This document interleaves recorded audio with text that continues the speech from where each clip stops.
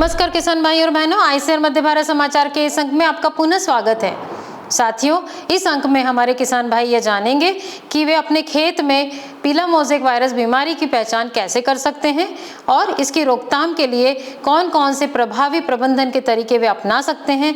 इसके बारे में आपको विस्तार से बताएंगे संस्थान के प्रधान वैज्ञानिक डॉक्टर बीयू दुपारे साहब।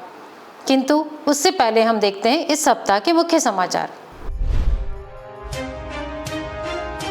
मंदसौर जिले की 40 महिला समेत 50 कृषकों का संस्थान में हुआ भ्रमण। सोयाबीन खेती की नवीनतम पद्धतियों के साथ साथ घरेलू स्तर पर बनाए जाने वाले सोया आधारित खाद्य पदार्थों की दी जानकारी।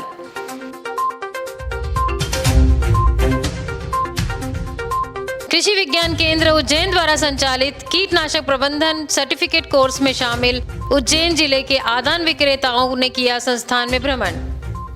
संस्थान के सोशल मीडिया से जुड़ने के लिए डॉक्टर दुपारे द्वारा किया गया आह्वान। अनुसूचित जाति उप परियोजना के अंतर्गत सीहोर जिले के 46 किसानों को बांटी गई सिलाई मशीनें।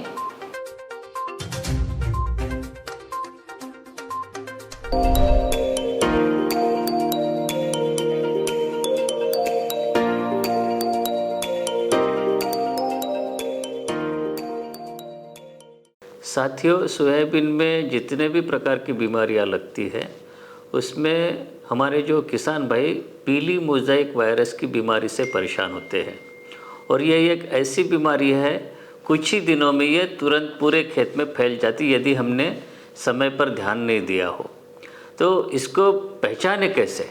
अब इसकी शुरुआत जो होती है कम पौधे से, इक्का दुक्का पौधे से होती है और हमें यहीं पे अपना ध्यान देना पड़ेगा। जब भी आपको खेत में ऐसे इक्का दुक्का पौधे दिखते हैं जो कि पीले पड़ गए, उस पौधे के पास जाके देखें।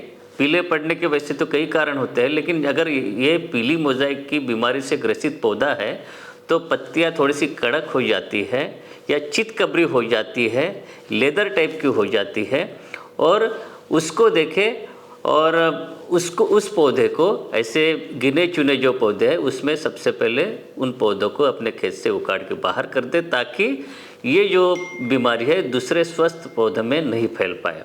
तो आइए हम देखते हैं कि अपने खेत में जाके देखेंगे कि इसके लक्षण क्या होते हैं और उसी के साथ में इसके प्रबंधन के उपाय।